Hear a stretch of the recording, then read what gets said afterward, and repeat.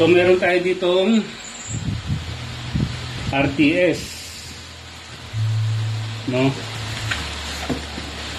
Meron ba siyang sign ng pagbukas? Meron. Unang-una, sira, putol itong nandito.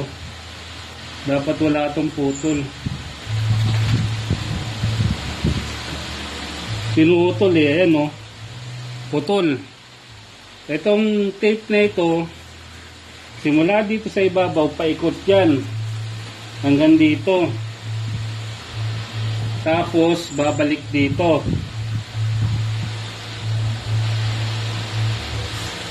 No,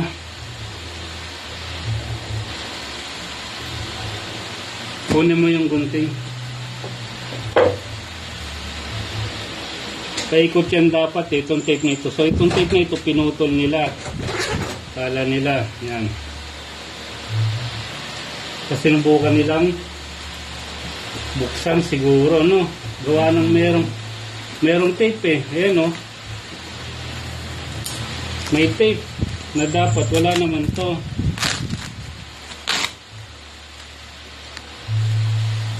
Bakit merong tape?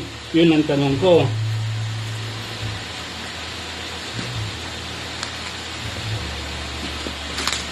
Bakit merong tape? Yan, ha? RTS picture.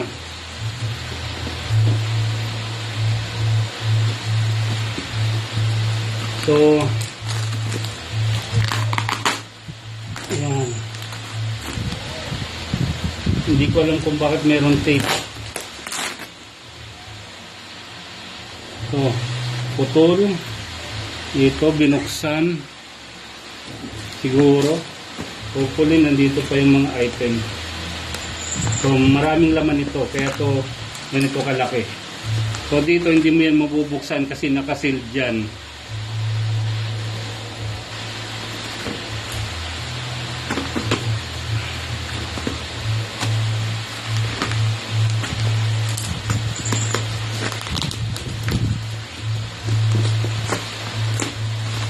Yan. So, kapag binuksan mo yan, kalahati yan.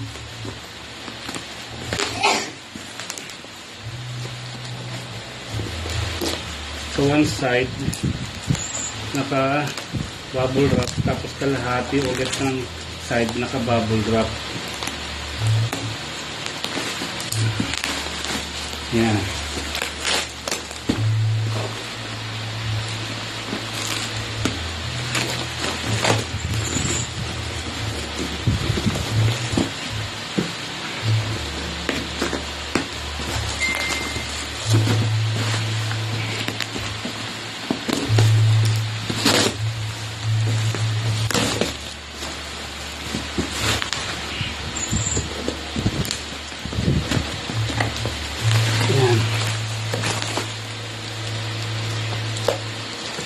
Buksan natin. Pag ito'y nadali, ewan ko na lang. Nadali nga. Ayan, no? Dinali yung laman.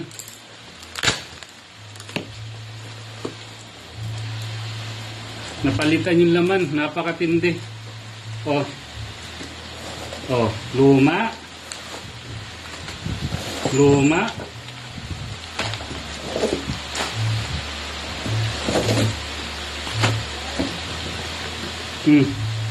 Nako, pinalitan ng laman.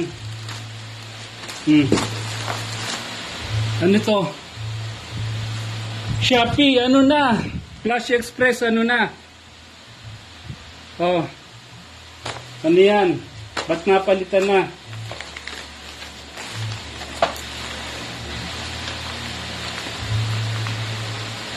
Matindi, Flash Express, ha? Oh. Pangalawang nangyari sa akin to. Meron pa siyang isang parcel nandun sa kanya. Out for delivery pa. Meron pa siyang out for delivery doon. Yan, o. Matindi.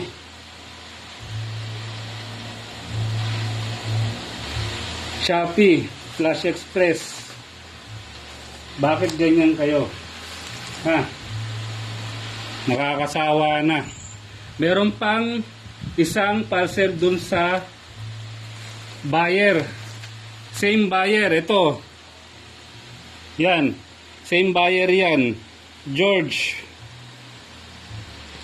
Meron pang isang buyer, meron pang isang parcel sa kanya worth 2,000 pesos nandun sa kanya. Hindi pa na-deliver. So, pinipilit pa nilang palitan. Yan.